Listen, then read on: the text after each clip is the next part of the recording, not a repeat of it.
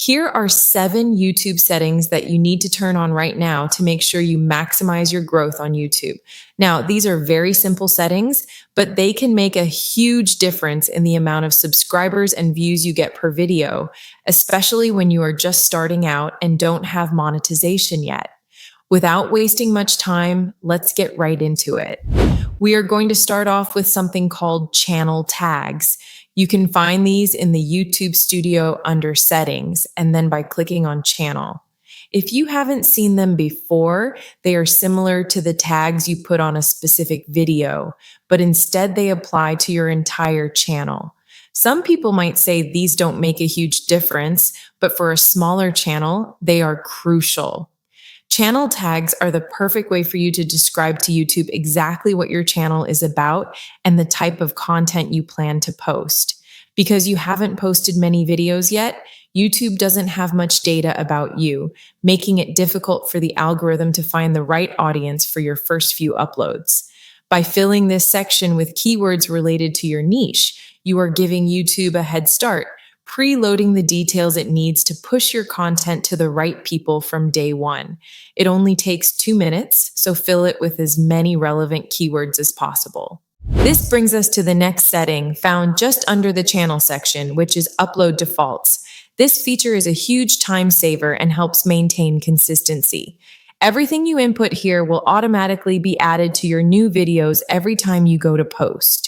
You shouldn't set a default title, as that changes per video, but you should absolutely set up the description.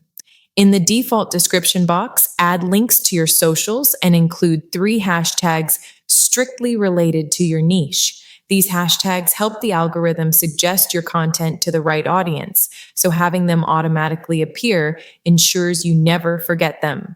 Further down in this section, you can also set default tags. Fill this about halfway with tags related to your specific niche that apply to every video you make. Leave the rest of the space empty so you can add specific tags relevant to each individual video when you upload. Moving on to visibility, this is a step that is often overlooked but is incredibly important for optimizing how the algorithm treats your content. In your upload defaults or when manually uploading, you should set your new video to unlisted rather than public initially. The strategy here is to let the video sit as unlisted for about 24 hours before you click go live. This might sound like a long time to wait, but it allows YouTube systems to gather data, analyze the video's metadata, and process high-definition versions before it hits the feed.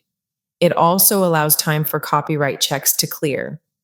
Giving the system this head start ensures that when you do flip the switch to public, the video is fully optimized and ready to be served to the right audience immediately. Another setting to pay close attention to is the checkbox that says, Publish to subscriptions feed and notify subscribers. On the face of it, you would almost always want this turned on, but there are specific cases where turning it off is better for your growth. Let's say you have a vlogging channel where 99% of your content is daily lifestyle vlogs. Your subscribers are there because they love that specific style. However, if you wanted to experiment with a completely different topic, for example, a personal finance tutorial, you should uncheck this box. Your vlogging audience likely won't click on a finance video, and if the algorithm pushes it to them and they ignore it, the low click-through rate will hurt the video's rating.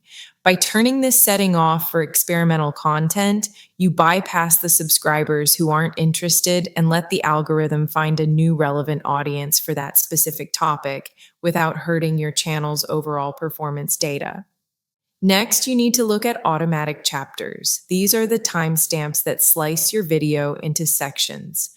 While the option for automatic chapters looks convenient because it suggests YouTube will do the work for you, it is usually better to turn this setting off. YouTube's AI often guesses the breaking points incorrectly. It is much better to do this manually. Before you publish, rewatch your video, jot down the timestamps for the different sections, and type them into the description yourself. This ensures accuracy and gives the viewer a much better experience, which can help with retention. The next setting you want to ensure is active is your end screens. This is what a viewer sees during the last few seconds of your video. Since you want to increase your watch hours to eventually reach monetization, you need to keep people on your channel. You can add these during the upload process or in the editor after uploading. Set the end screen to pop up in the last 20 seconds, giving the viewer a direct link to watch another one of your videos. It signals to YouTube that your content keeps people on the platform, which is a massive signal for growth. Finally, the last setting to consider is the remix setting. This controls whether you allow other people to create content, like YouTube Shorts, using clips from your videos. If your goal is to grow as quickly as possible, it is highly recommended to leave this turned on. If someone clips your content, it acts as free marketing and can drive traffic back to your original video. While some creators prefer to protect their content, for a small channel looking for exposure, allowing remixing can be a beneficial tool to reach audiences you wouldn't have found otherwise.